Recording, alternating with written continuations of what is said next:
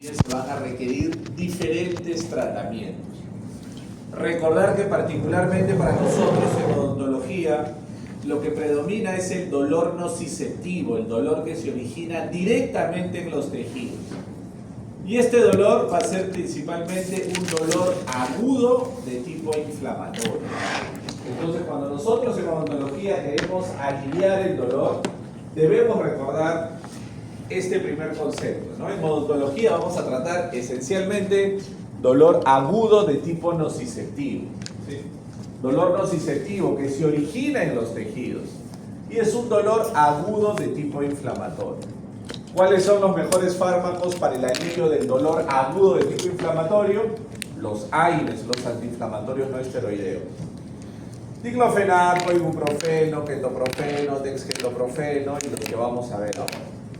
Son los fármacos de primera elección. Muy diferente a algo que hemos visto también, que es un dolor neuropático, un dolor que se origina en la misma estructura nerviosa. Por ejemplo, y eso lo hemos visto, para un dolor neuropático, ¿qué se utiliza? ¿Qué tipo de fármaco se utiliza para el dolor neuropático? Yanela, ¿qué se utiliza para el tratamiento del dolor neuropático? ¿Opioides? Alexandra, ¿qué se utiliza para el manejo del dolor neuropático? Es un tema de seminario que hemos visto hace un par de sesiones atrás. Solange, ¿qué se usa para el dolor neuropático? Carbamazepina. Por ejemplo, muy bien, carbamazepina, gabapentina, pregabalina, fármacos distintos, porque es un dolor que se ha originado en la misma estructura nerviosa, ¿no? Muy diferente a un dolor por migraña, un dolor por dismenorrea o un dolor en un paciente con una enfermedad terminal. Entonces recordar que para nosotros en odontología lo que más vamos a utilizar son los AINES, los antiinflamatorios no esteroideos. Y vemos luego acá de forma breve el circuito nociceptivo del procesamiento del dolor. ¿Cómo es que se procesa el dolor? Y vemos que todo se inicia a nivel periférico, gracias a la acción de algunos mediadores bioquímicos que van a activar a esta primera terminación nerviosa. Tenemos tres mediadores bioquímicos importantes: la bradichinina, las prostaglandinas y los leucotrienos, siendo cuantitativa y cualitativamente más importante el grupo de prostaglandinas. Son los mediadores bioquímicos más importantes que se encargan de amplificar la percepción del dolor y también la inflamación. Entonces, estos mediadores bioquímicos sensibilizan a esta primera terminación nerviosa, esta neurona aferente primaria. Esta neurona se activa y conduce la información, en primer lugar, la lleva hacia el asta posterior de la médula espinal, ingresando y estableciendo una primera sinapsis. En ese lugar, en esta primera sinapsis, esta primera neurona va a liberar neurotransmisores especializados para el dolor, que son glutamato y sustancia P. Esa liberación de neurotransmisores específicos para el dolor activa una segunda neurona que transmite la información hacia el tálamo. Ahí se establece una nueva sinapsis. Nuevamente esta neurona libera glutamato y sustancia P, llevando la información finalmente hasta la corteza cerebral. Recién cuando la información nociceptiva llega a la corteza cerebral, es en este punto que el paciente identifica si el dolor es leve, moderado, severo, identifica si el dolor es en una pieza del maxilar superior, mandibular, derecha, izquierda, ya identifica características más específicas, más precisas del dolor. Así como tenemos en rojo las vías ascendentes que conducen el dolor, también tenemos en azul las vías descendentes que inhiben el dolor, ¿no? Recordemos que de forma conjunta, esto que tenemos en color azul, se conoce como sistema descendente inhibitorio del dolor, ¿no? Sistema descendente inhibitorio del dolor.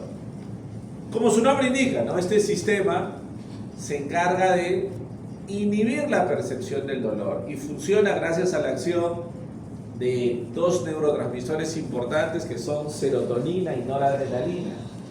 La serotonina y la noradrenalina se acumulan en esa terminación sináptica, ¿no? Se acumulan a este nivel, en el tallo cerebral, en el asta dorsal de la médula espinal, y al acumularse tienen la capacidad de bloquear la percepción del dolor. También estas interneuronas descendentes lo que hacen es liberar beta-endorfinas que van a bloquear la percepción del dolor. Entonces, tenemos como siempre un equilibrio en nuestro organismo, ¿no? En color rojo, las vías ascendentes que conducen el dolor, y en color azul, las vías descendentes que se encargan de inhibir el dolor. Por ejemplo, si nosotros nos enfocamos en lo que estamos viendo ahora primero, que es lo más importante, que son los AINES. ¿Dónde actúan los AINES? ¿Cuál es el mecanismo de acción principal que tienen los AINES? ¿Dónde actúan los AINES?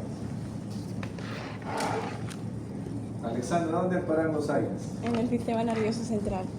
No, en Periférico. el sistema nervioso periférico. Los Periférico. AINES actúan principalmente a nivel periférico en los tejidos, principalmente inhibiendo la acción de las prostaglandinas. No, recordemos que muchos fármacos tienen múltiples mecanismos de acción, pero siempre hay un mecanismo de acción predominante. Entonces, el principal mecanismo de acción de los AINES es inhibir la formación de prostaglandinas a nivel periférico en los tejidos. Algunos AINES especiales que vamos a ver ahora también pueden inhibir a la bradiquinina y algunos también a la formación de leucotrieno. Pero de manera general los AINES inhiben la formación de prostaglandinas. Muy diferente a lo que vamos a ver con ustedes en el seminario, a los analgésicos opioides. Los analgésicos opioides, por ejemplo, actúan en el sistema nervioso central, bloqueando a los receptores para glutamato, bloqueando a los receptores para sustancia P. Ahí actúan los analgésicos opioides, como por ejemplo el tramadol. También los opioides actúan en el sistema descendente del dolor. El tramadol, por ejemplo, incrementa la cantidad de serotonina y noradrenalina en el espacio sináptico. Al incrementar la serotonina y noradrenalina, produce bloqueo del dolor, que se inhiba la percepción del dolor. Entonces, una diferencia importante: mientras los AINES actúan principalmente a nivel periférico, los opioides actúan principalmente en el sistema nervioso central. Y eso nos lleva a la descripción de esta vía, ¿no? ¿Dónde van a actuar los AINES? Para entender, debemos recordar primero esta vía de cómo se libera el ácido araquidónico, ¿no? Primero, el ácido araquidónico se va a liberar por la acción de una enzima que se llama fosfolipasa A2. Vemos la fosfolipasa 2, extrae un fosfolípido de membrana en forma de ácido araquidónico. Una vez que el ácido araquidónico ha sido extraído de la membrana, puede seguir dos grandes caminos: la vía de la ciclooxigenasa, que la vamos a explicar con más detalle, y la vía de la lipoxigenasa. Por esta vía de la lipoxigenasa, que es de menor importancia, por esta vía de la lipoxigenasa, ¿qué sucede cuando la lipoxigenasa metaboliza el ácido araquidónico? Que da lugar a la formación de leucotrienos. Leucotrienos que hemos visto también son muy importantes para la respuesta inflamatoria. Los leucotrienos también van a generar mayor inflamación, ¿ok? Pero tienen un papel secundario. El papel más importante es el papel de la ciclooxigenasa, ¿no? A ver, como vemos, hay dos isoformas de ciclooxigenasa.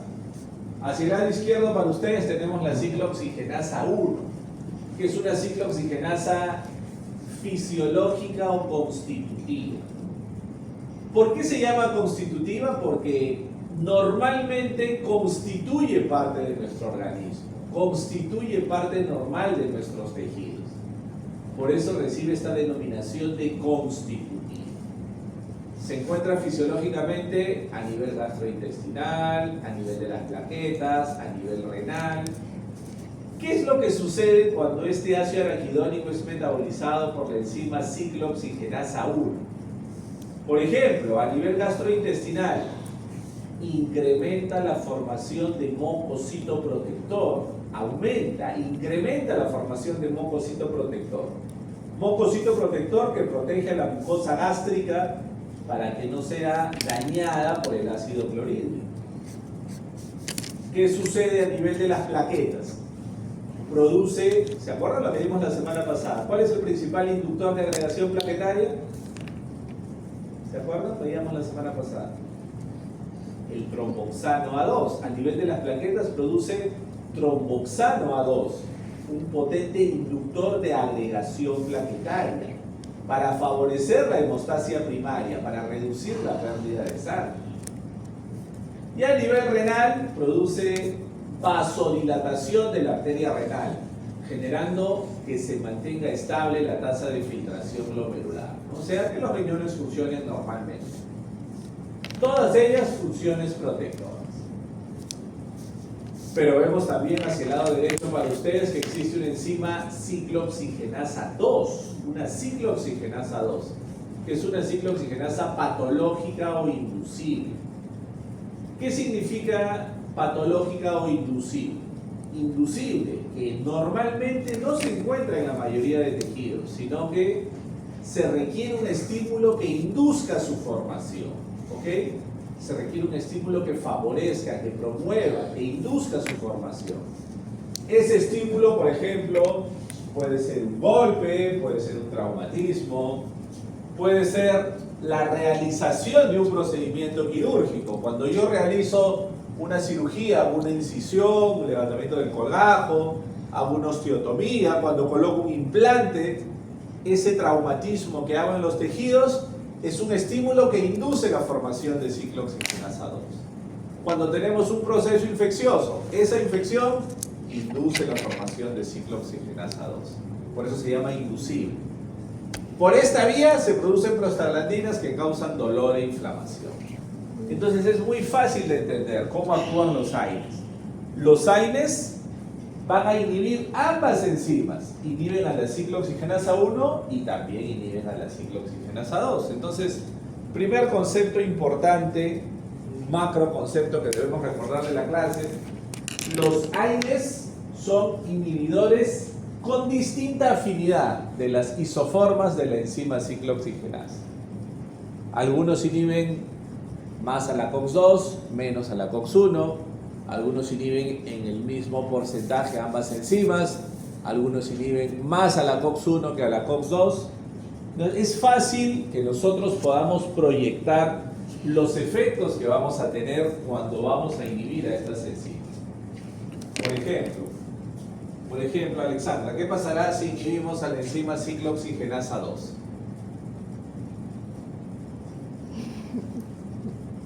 Un ratito. Va a haber mayor efectos gastrolisivos. Si inhibimos a la enzima ciclooxigenasa 2, de lo que vemos acá en el gráfico, No hay dolor. ¿qué pasará, Solange? No hay dolor ni tampoco inflamación. Ya no se van a formar las prostaglandinas que causaban dolor e inflamación. Entonces, si ya no se forman esas prostaglandinas, tendremos efecto analgésico y antiinflamatorio. Pero hemos visto que los AINES no solo inhiben a la COX-2, sino que también inhiben a la COX-1. ¿Qué pasará si inhibo a la enzima ciclooxigenasa 1, por ejemplo, a nivel gastrointestinal? ¿Qué pasará, Yanela?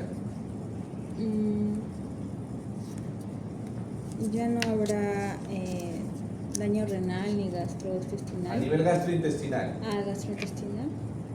¿Qué pasará si inhibimos a la ciclooxigenasa 1 a nivel gastrointestinal? Un daño. ¿Dónde? ¿Cómo así? ¿Cómo se producirá ese problema? ¿Qué pasará, Solange, si inhibimos la COX-1 a nivel gastrointestinal? Gastrolesividad. Ya no se formará mucosito protector, y si no hay mucosito protector, ¿qué puede suceder? El ácido clorhídrico puede dañar directamente la mucosa del estómago, causando desde una gastritis hasta una úlcera o una hemorragia digestiva. ¿Qué pasa si inhibimos la COX-1 a nivel de las plaquetas? Ya no se forma tromboxano A2. ¿Y qué pasa si no se forma tromboxano A2? ¿Qué pasará, Alexandra, si no se forma el tromboxano A2? No hay agregación de las plaquetas. No se produce agregación plaquetaria, entonces no se produce la hemostasia primaria y habrá mayor riesgo de sangrado. ¿Qué pasa si inhibimos la COX-1 a nivel renal? No hay una buena vasodilatación de la arteria renal, por lo tanto reduce la tasa de filtración glomerular y habría un efecto nefrotóxico. Entonces mucho cuidado, porque los efectos adversos se relacionan mucho con la inhibición de la enzima ciclooxigenasa 1. Se relacionan mucho con la inhibición de la enzima ciclooxigenasa 1. Eso nos lleva a lo siguiente, ¿no? Lo que nosotros debemos saber. ¿Cómo es la afinidad diferencial que tienen los AINES. ¿Quiénes inhiben más a la COX-1? ¿Quiénes inhiben más a la COX-2? ¿Quiénes inhiben a ambas enzimas? Vemos primero a los AINES que inhiben preferencialmente a la enzima COX-1. ¿Qué significa eso? Que inhiben ambas enzimas, pero tienen una mayor afinidad, una mayor preferencia para inhibir a la enzima ciclooxigenasa. ¿Ok? ¿Quiénes estarán en este grupo? Primero, si inhibimos a la COX-1, ya lo vimos, ¿qué va a haber? Gastrolesividad, nefrotoxicidad, acción antiagregante. Pero de esos tres efectos, ¿cuál es el que se presenta incluso con una sola dosis? Mucho cuidado, incluso con una sola administración. Lo más peligroso, lo que se presenta de forma más aguda, es la gastrolesividad. ¿Quiénes tenemos acá? Ketorolaco, naproxeno, ketoprofeno, en ese orden, ojo, en ese orden. El AINE más gastrolesivo que existe, que en muchos países del mundo ya ni siquiera se utiliza, nosotros deberíamos olvidarnos ya de ese AINE, ketorolaco. Alto riesgo de gastrolesividad, muy antiagregante, aumenta el riesgo de sangrado y también potencialmente nefrotóxico. Un poquito menos, naproxeno. Un poquito menos ketoprofeno. Digamos que de estos tres, el salvable es el ketoprofeno, ¿no? Que vamos a ver ahora con un poquito de detalle. Luego tenemos el segundo grupo, los inhibidores no preferentes de ciclooxigenasa. Significa que inhiben 50% a COX-2 y 50% a COX-1. No son equilibrados. Y esto condiciona que tengan un moderado riesgo de gastrolesividad. Moderado riesgo de gastrolesividad. ¿Quiénes tenemos acá? Ibuprofeno, flurbiprofeno, piroxicam. Obviamente el más conocido y que va a ser potencialmente más importante para nosotros, el ibuprofeno, ¿no? El ibuprofeno. Luego nos vamos acercando un poco a lo que nosotros deseamos, ¿no? A lo que idealmente desearíamos nosotros. Los inhibidores preferenciales de COX-2. AINES que inhiben ambas enzimas, pero tienen mayor preferencia, mayor afinidad para inhibir a la enzima ciclooxigenasa 2. Por lo tanto, tienen mínima actividad para inhibir la COX-1. Eso nos garantiza un bajo riesgo de efectos adversos. Van a tener bajo riesgo de gastrolesividad. ¿Quiénes están aquí? Clonixinato-delicina, diclofenaco, meloxicam, siendo estos dos últimos los más importantes para nosotros, ¿no? Diclofenaco y meloxicam, los más importantes para nosotros. Luego, finalmente, vienen otros AINES, como todo en la vida, jóvenes, como pasa todo en la vida. Nunca es bueno irse al extremo, ¿no? Nunca es bueno irse al extremo. Y ese fue un error que cometió la industria farmacéutica a mediados de los años 90 del siglo pasado. Que se fue al extremo, buscaron inhibidores totalmente selectivos de COX-2, que inhiban solamente a la COX-2. Se sintetizaron moléculas que estructuralmente inhibían 100% a la COX-2, 0% a la COX-1. Fármacos muy seguros a nivel digestivo, pero muy peligrosos a nivel cardiovascular. Entonces apareció esa diferencia, esa dualidad. Son fármacos muy seguros a nivel digestivo, mínimo, casi inexistente riesgo de gastrolesividad, no prolongan el tiempo de sangrado, no tienen efecto potencialmente nefrotóxico. Sin embargo, en pacientes predispuestos, en pacientes que ya han tenido enfermedad trombótica o pacientes de riesgo, por ejemplo, un diabético mal controlado, un hipertenso mal controlado, un paciente obeso, un paciente con hipercolesterolemia, un paciente que tenga riesgo de trombosis, estos inhibidores selectivos de COX-2 incrementarán el riesgo de trombosis, aumentarán el riesgo de trombosis. ¿Ok? ¿Quiénes están aquí? Los COXIB, ¿no? El celecoxib, el parecoxib, y el que nos va a servir más, que lo tenemos acá al final, ¿no? El etoricoxib. Entonces, estos fármacos, ojo, están absolutamente contraindicados en pacientes con antecedentes de enfermedad trombótica o que tienen mayor riesgo de desarrollar trombosis, absolutamente contraindicados. Si mi paciente es así como ustedes, un adulto, joven, sano, sistémicamente sano, sin enfermedad cardiovascular, no hay problema. Son opciones seguras, lo podemos usar particularmente para dolor agudo. El que nos servirá más es el etoricoxib, ¿no? Que ahora ampliamente van a desarrollar ustedes en su seminario. ¿Quién? ¿Tú? Yo. Y aquí podemos ver lo que les decíamos, ¿no? La selectividad diferencial. ¿Qué AINES inhiben con mayor afinidad a la COX-1? ¿Qué vemos acá, jóvenes? ¿Quiénes inhiben más a la COX-1? ¿Qué toro? De lejos, ¿no? De lejos. El que inhibe más a la COX-1 es ketorolaco. El más gastrolesivo, más antiagregante. Debemos olvidarnos ya de ketorolaco. Como les he dicho, señoritas, es altamente probable que cuando vayan a la clínica de acá este año 2025, el siguiente año, encuentren por ahí algún salvaje que todavía receta ketorolaco a sus pacientes, ¿no? Entonces, ustedes muy diplomáticamente reciben la receta, esperan que el doctor se voltee, cogen la receta, la botan a la basura y hacen una receta que esté bien redactada, ¿no? Ketorolaco es un fármaco que ya no se debe usar. En la mayoría de países del mundo ya no se utiliza hace muchos años. Entonces, hay que olvidarnos de ese ketorolaco. Hay muchas opciones mejores que vamos a ver ahora, ¿sí? Lo mismo tenemos acá. Si nos vamos mucho hacia la COX-1, alto riesgo gastrointestinal. Si nos vamos al otro extremo, nos vamos mucho a la COX-2, inhibimos la COX-2 de manera muy selectiva, riesgo trombótico. Esto también es muy importante. El año 2002 se descubrió una tercera isoenzima, la ciclooxigenasa 3, que se encuentra en el sistema nervioso central.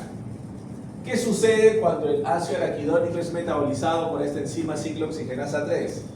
Se producen prostaglandinas que causan dolor y fiebre. Dolor y fiebre. Se identificó que existe un fármaco muy conocido por nosotros que es nuestro paracetamol o acetaminofén. Vemos acá, ojo que son sinónimos, paracetamol y acetaminofén son sinónimos. Se descubrió, se identificó que este fármaco es muy selectivo para inhibir a la enzima COX-3. Por lo tanto, al inhibir la COX-3 en el sistema nervioso central, bloquea la formación de prostaglandinas y va a generar efecto analgésico y antipirético.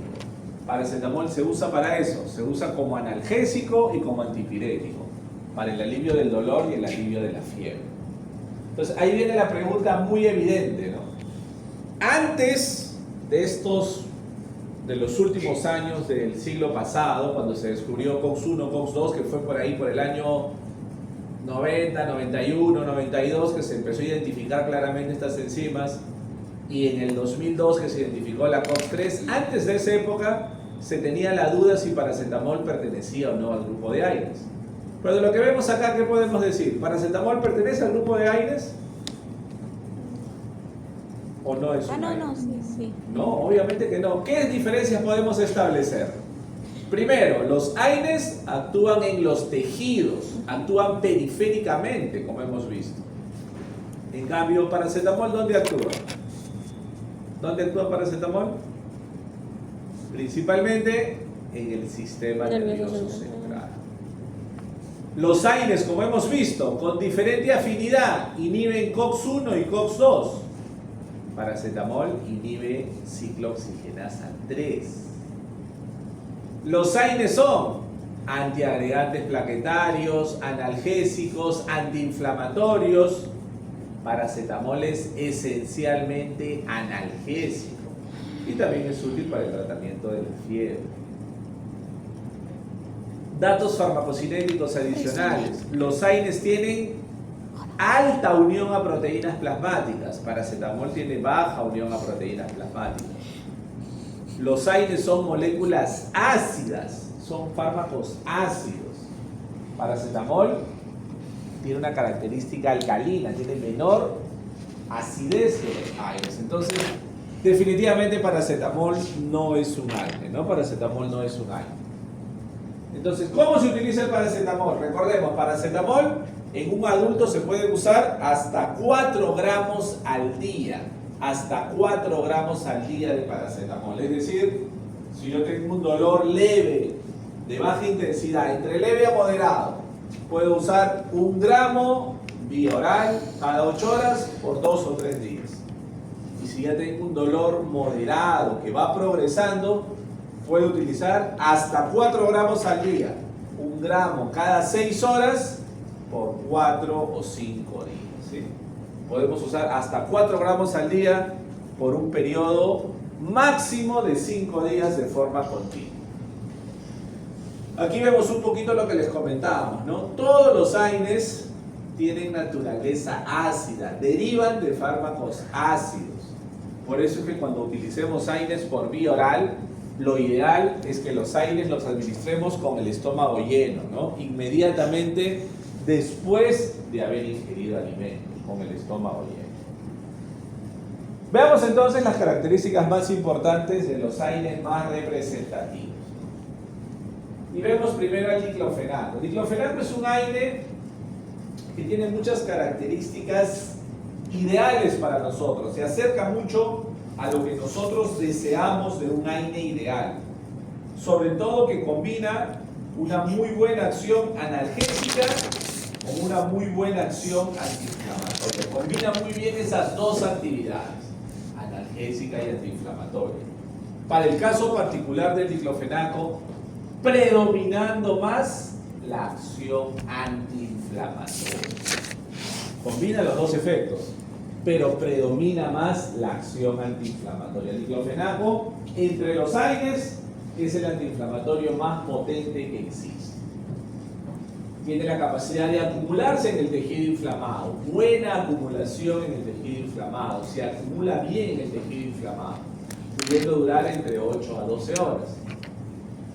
Y como ya hemos visto hace un momento, es un agente inhibidor preferencial de la enzima ciclooxigenasa 2. Asimismo, destacar que el diclofenaco, esto pasa realmente con todos los AINES, ojo, todos los AINES tienen esta propiedad, pero es mucho más notable con el diclofenaco. El diclofenaco la tiene más sobresaliente. Su efecto antinociceptivo, es decir, para inhibir la percepción del dolor, es dosis dependiente. Significa que si yo quiero sacar el máximo provecho al diclofenaco, debo iniciar siempre con una dosis alta. 75 miligramos por vía intramuscular, que es la dosis más alta por vía inyectable. O incluso por vía oral. Las tabletas vienen de 50 miligramos. Yo podría utilizar 2 tabletas juntas como terapia de carga, como terapia de ataque. 2 tabletas juntas de 50 miligramos para hacer un total de 100 miligramos. Y luego 50 miligramos cada 8 horas. Tienen gran metabolismo a nivel hepático y están disponibles para vía oral, intramuscular e intravenosa, ¿no? Como les decíamos, las ampollas vienen de 75 miligramos en 3 mililitros. Usualmente se pueden emplear cada 12 horas. El primer día puede ser incluso las ampollas en un intervalo más corto, hasta cada 8 horas incluso. Pero solamente 2 ampollas al día y luego continuamos con vía oral. Diclofenaco, el primer día la dosis máxima es 200 miligramos al día. Y del segundo día en adelante, 150 miligramos al día. ¿Ok? El siguiente AINE que vamos a ver es el ketoprofeno, ¿no? Ketoprofeno también tiene un efecto bastante equilibrado. Buena acción analgésica y buena acción antiinflamatoria. En el caso del ketoprofeno, predominando un poco más el efecto analgésico. El ketoprofeno predomina un poco más el efecto analgésico. Tiene algunas características similares a lo que hemos visto con diclofenaco, pero también algunas diferencias. Por ejemplo, similar en relación a su farmacocinética. Se acumula también en el tejido inflamado. Penetra en el tejido inflamado y se acumula en ese tejido, pudiendo mantenerse entre 8 a 12 horas. Usualmente cuando es vía oral, se mantiene 8 horas. Cuando es vía inyectable, puede llegar hasta 12 horas, incluso hasta 12 horas. ¿Sí? Recordemos que el ketoprofeno es un inhibidor preferencial de COX-1, ¿no? Está en ese grupo de los que tiene alto riesgo de gastrolesividad, pero digamos es el más salvable de ese grupo, ¿no? Doctor, una pregunta. ¿Y es por vía inyectable, es intravenoso o muscular? Los dos, intravenoso e intramuscular, tanto diclofenaco como ketoprofeno. Puede ser por ambas vías. Ketoprofeno tiene una característica especial que la tiene muy desarrollada, es una característica sobresaliente entre los demás AINES, que ketoprofeno inhibe a la bradiquinina. Recordemos que la bradiquinina era la primera, ¿no? la primera que activaba la percepción del dolor. Este mediador bioquímico es una molécula que se encarga de iniciar la percepción del dolor, ¿no? Inicia la percepción del dolor. Por eso es que el ketoprofeno, les decíamos, es equilibrado, buen analgésico, buen antiinflamatorio, predominando sobre todo la acción analgésica, debido a que inhibe bien a esta bradiquinina. También tiene extenso metabolismo a nivel hepático e igualmente bastante versátil. Se utiliza por vía oral, vía intramuscular y por vía intravenosa. Ketoprofeno, la presentación inyectable viene de 100 miligramos en 2 mililitros, que lo podemos usar cada 12 horas. ¿Sí? Y la presentación oral viene de 50 y de 100 miligramos. La presentación oral viene de 50 y de 100 miligramos. Podemos usar entre 50 a 100 miligramos cada 8 horas. ¿Sí? De preferencia usar la menor dosis que sea posible para reducir el riesgo de gastrolesividad. Entonces, conociendo esto, que el ketoprofeno tiene cosas buenas, pero también cosas potencialmente peligrosas, como su inhibición preferencial de COX-1, se identificó esto que vemos acá, ¿no? Ya hace muchos años, ¿no?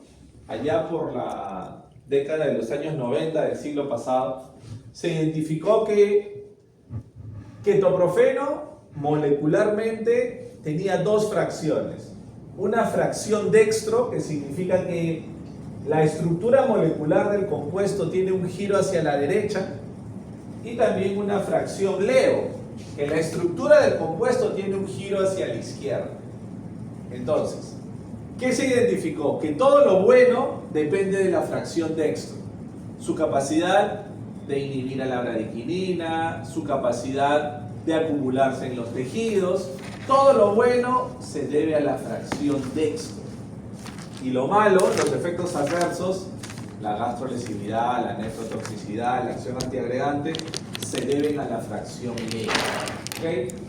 Entonces, conociendo esto, se sintetizó la forma beneficiosa, la forma buena del ketoprofeno, y nos dio lugar al dexketoprofeno, ¿no? Al dexketoprofeno.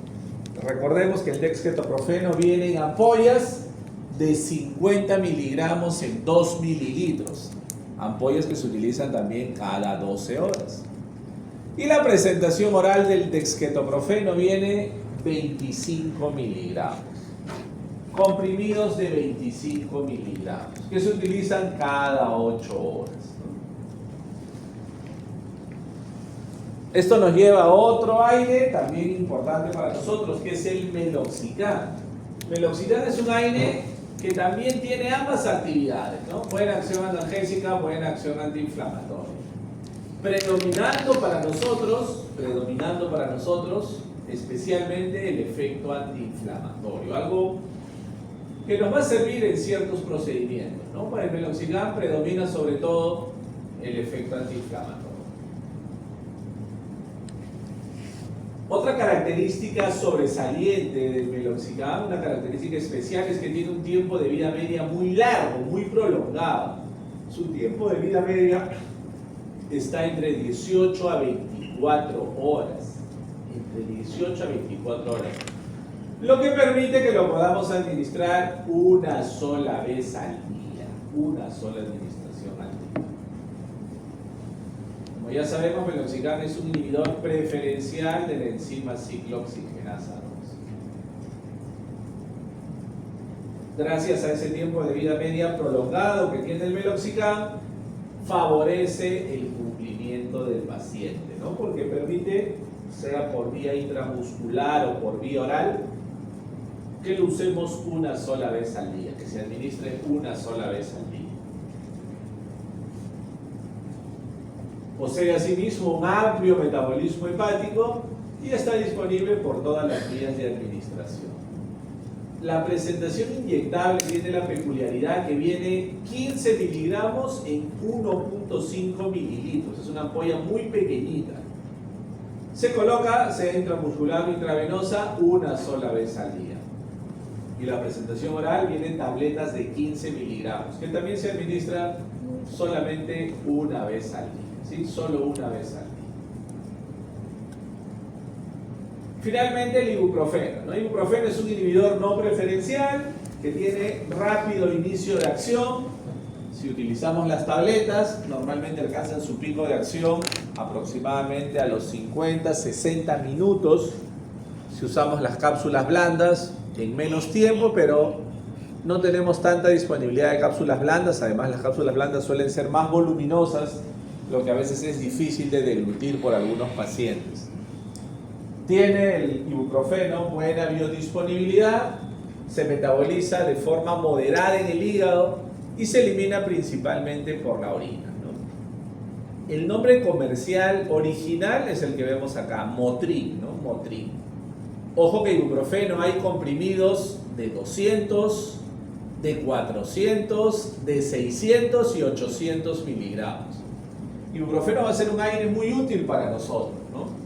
Recordemos que la dosis máxima al día es 2.400 miligramos. 2.400 miligramos al día. Es decir, para un dolor leve, de baja intensidad, dolor muy leve, yo podría usar 400 miligramos cada 8 horas. Pero si es un dolor de leve a moderado, preferible 600 miligramos cada 8 horas. Y si fuera un dolor de mayor intensidad, incluso 800 miligramos cada 8 horas, ¿no? Utilizando 800 miligramos cada 8 horas, estoy respetando la dosis máxima de 2.400 miligramos al día. Esto lo vamos a ver ya en la parte del seminario, ¿sí? Muy bien. Continuamos entonces con su seminario.